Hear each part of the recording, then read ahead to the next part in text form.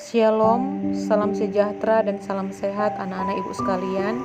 Hari ini kita akan belajar pendidikan agama Kristen kelas 7. Sebelum memulai pembelajaran, alangkah baiknya kita berdoa. Doa dimulai.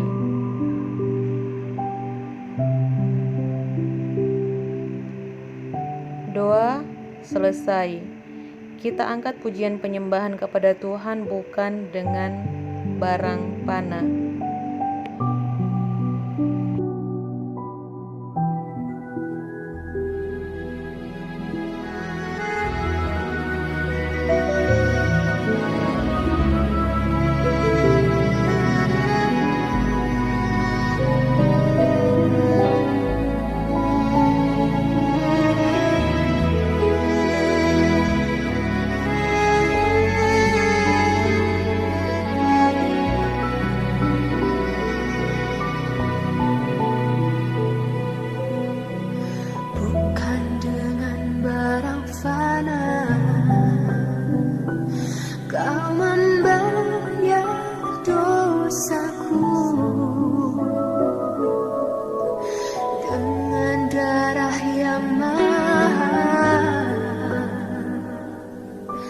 Tiada noda dan celah.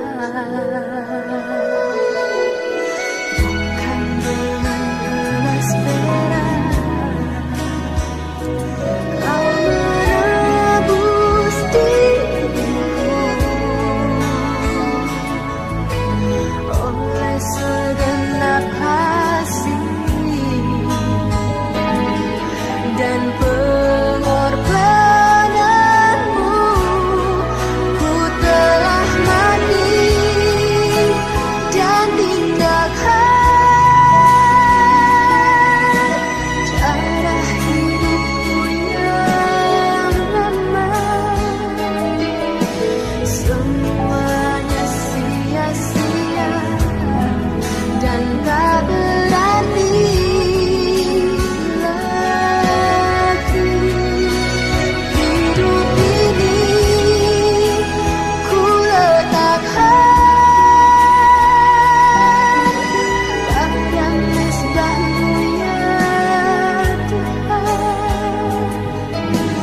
jadilah padaku seperti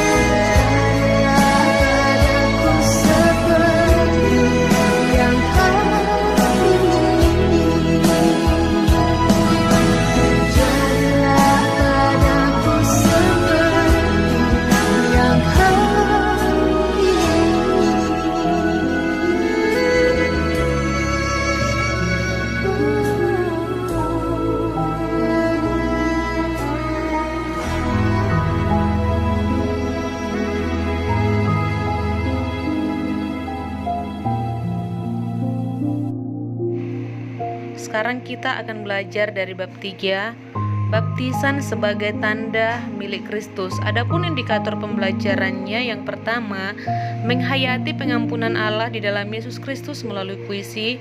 Yang kedua, menjelaskan makna baptisan sebagai lambang pembasuhan diri, menulis puisi yang isinya mengimani pengampunan dan penyelamatan Allah melalui Yesus Kristus. Bacaan Alkitabnya, anak-anak ibu bisa buka Roma 6 ayat 1-6. Yang kedua, Kisah Para Rasul 19 ayat 4. Baptisan merupakan salah satu sakramen dalam gereja Protestan yang mengakui dua sakramen. Yang pertama, sakramen perjamuan kudus dan sakramen baptisan kudus. Baptisan kudus merupakan tanda seseorang menjadi bagian dari persekutuan orang percaya yang telah bertobat dan bersedia hidup baru dalam anugerah Yesus Kristus. Semua orang yang telah dibaptis dalam nama Bapa, Putra, dan Roh Kudus adalah orang-orang yang telah menjadi bagian atau anggota dari persekutuan orang percaya. Jika seseorang dibaptis pada masa kanak-kanak, dia dibaptis berdasarkan pengakuan dan iman orang tuanya. Baptisan dalam Perjanjian Lama disebut tefillah, yang artinya pembersihan atau penyucian. Upacara baptis dalam agama Yahudi wajib dijalani para calon yang dibaptis dari non-Yahudi yang akan masuk menjadi pengikut agama Yahudi. Baptisan di Perjanjian Lama adalah tindakan membenamkan diri seseorang ke dalam air. Di masa purba, orang Yahudi menggunakan sungai. Namun di era berikutnya, mereka menggunakan kolam khusus yang disebut mikveh. Kolam tersebut harus diisi air yang mengalir, kadang-kadang disebut air hidup. Dalam Perjanjian Lama, ada seorang tokoh pemimpin Aram yang bernama Naaman. Dia dibaptis di sungai Yordan. Ia membenamkan dirinya atas permintaan Nabi Elisa. Maka seketika itu penyakitnya menjadi sembuh. Baptisan dalam Perjanjian Baru berasal dari bahasa Yunani, yaitu baptizo, berarti menyelamkan atau mencelupkan, dan arti yang lebih luas lagi, membasuh atau membersihkan dengan air. Anak-anak ibu bisa buka Markus 7 ayat 4, Lukas 11 ayat 38. Anak-anak ibu, pada zaman setelah Yesus lahir, Yohanes membaptis orang-orang. Ia berseru, "Bertobatlah dan berilah dirimu dibaptis." Baptisan pertobatan yang dilakukan Yohanes Pembaptis ini merupakan simbol dari pembersihan secara rohani. Kemudian baptisan Kristen adalah kesaksian dari apa yang terjadi di dalam kehidupan orang percaya. Baptisan Kristen melukiskan identifikasi orang percaya dengan kematian Kristus, penguburannya, dan kebangkitannya. Dalam baptisan Kristen, dimasukkan ke dalam air menggambarkan dikuburkan bersama dengan Kristus. Keluar dari air menggambarkan kebangkitan Kristus. Dalam Perjanjian Baru, baptisan membasuh tubuh dan jiwa kita dari gaya dan cara hidup lama ke gaya dan cara hidup yang baru, yaitu hidup menurut ajaran Kristus. Dengan demikian, dalam hidup baru kita dibebaskan dari perhambaan dosa.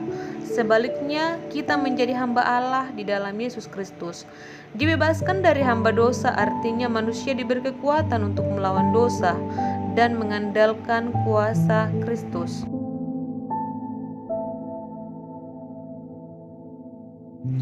Anak-anak ibu, kita akan belajar ada beberapa jenis baptisan. Yang pertama, baptisan Yohanes. Adat pembasuhan dalam Perjanjian Lama lebih mempunyai arti sebagai penyucian diri. Maka baptisan Yohanes bersifat eskatologis menuju kepada Kristus yang akan membaptiskan dengan Roh Kudus. Bisa nanti dibuka Alkitabnya Markus 1 ayat 4-8. Dalam baptisan Yohanes sekalipun bermakna penyucian diri dari dosa, tetapi sifatnya melambangkan pertobatan dan pengharapan akan kebangkitan Kristus. Yang kedua, baptisan anak-anak. Ada gereja yang melaksanakan baptisan untuk anak-anak, tetapi ada juga gereja yang hanya mengakui baptisan orang dewasa. Banyak gereja di Indonesia memilih untuk membaptiskan seseorang bayi, dan baptisan dilakukan berdasarkan pengakuan dan iman orang tuanya. Dalam Injil Matius 19 ayat 14a, Markus 10 ayat 14a, Lukas 18 ayat 16a, Yesus marahi murid-muridnya yang ingin menghalang-halangi anak-anak datang kepadanya. Ia mengatakan, "Biarkanlah anak-anak itu datang kepadaku, jangan menghalang-halangi mereka." Yesus memberkati anak-anak, maka baptisan anak-anak memiliki dasar dalam Alkitab bahwa Yesus sendiri menyambut anak-anak dan memberkati mereka. Jadi, baptisan orang dewasa maupun baptisan bayi sama-sama memiliki dasar dalam Alkitab. Yang ketiga, baptisan merupakan perintah Yesus. Dalam Injil Matius 28 ayat 19-20, Yesus meminta murid-muridnya untuk pergi ke seluruh penjuru bumi, kabarkan Injil Kerajaan Allah, dan membaptis orang-orang percaya dalam nama Bapa, Anak, dan Roh Kudus. Sejak beberapa waktu yang lalu, banyak terjadi perdebatan mengenai cara baptisan mana yang lebih alkitabiah. Namun Alkitab tidak pernah memberikan penekanan pada cara baptis tertentu. Alkitab lebih memberikan penekanan pada arti dan makna baptisan itu. Mau dipercik atau diselam, itu sama saja maknanya, sama-sama sebagai tanda menjadi pengikut Kristus.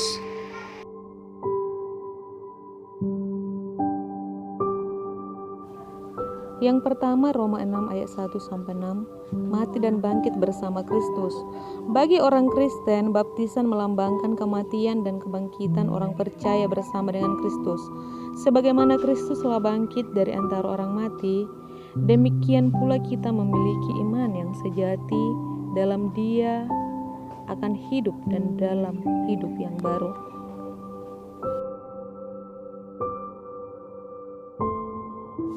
Yang kedua, Kisah Para Rasul 19 ayat 4. Murid-murid ini belum mendengar tentang Pentakosta. Mereka hanya mengenal pemberitaan Yohanes Pembaptis bahwa orang harus menerima baptisan pertobatan untuk menantikan Dia yang akan datang, yaitu Yesus.